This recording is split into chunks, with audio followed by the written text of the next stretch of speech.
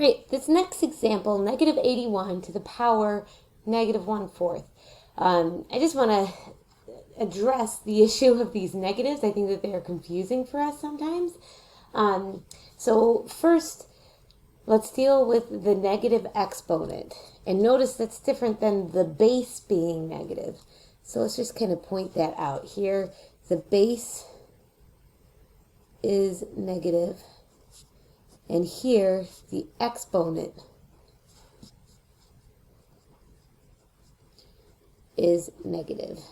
Okay, so we'll deal with the exponent first because there's nothing I can do inside here. There's nothing to be done.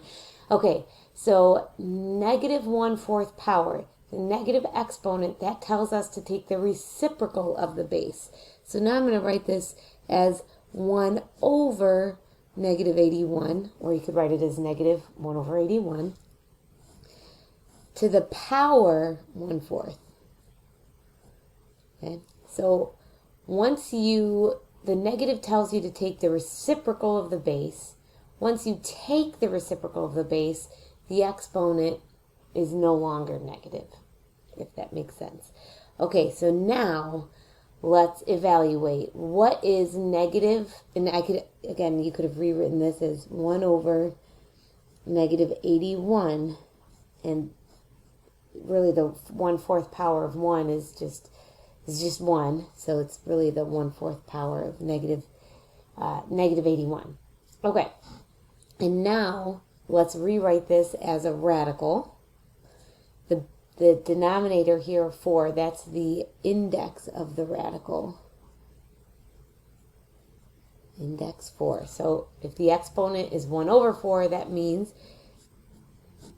that we're taking the 4th root of this number, negative 81.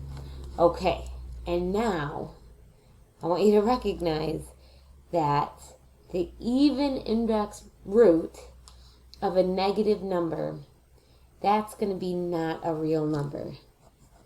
Not a real number. Okay, that's because there is no number such that when you multiply it by itself 4 times, you get a negative number. Because positive times positive would be times positive would be positive. And negative times negative times negative times negative also gives you a positive number. So there's no way to take a real number, multiply it by itself 4 times, and get something negative. So this one I cannot do. Yet. We'll talk about complex numbers later. Okay, this next example, the 6th root of the 3rd root of y. We're going to start from the outside, work our way in, or maybe we could do them both at the same time. So the 6th root of y, that says that this whole thing on the inside, the exponent is 1 over the index. So let me just go ahead and rewrite this. So the 6th root of this business is really this thing on the inside raised to the power 1 over 6. All right, and here on the inside now,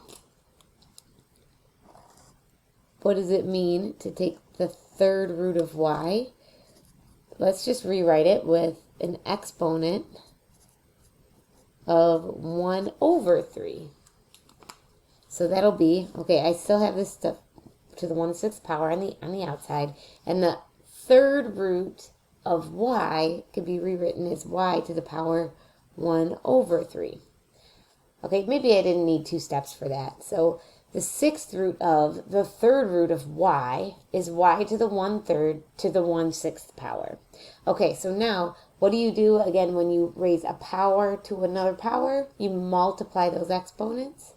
So that'll be y to the power 1/3 times 1/6, which is 1 times 1 is 1. 3 times 6 is 18. So this is y to the power 1 over 18.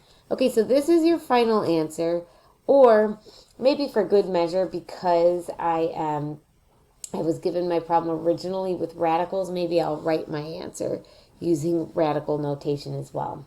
So 1 over 18 tells 18 is the index of the radical. So this will be the 18th root of y.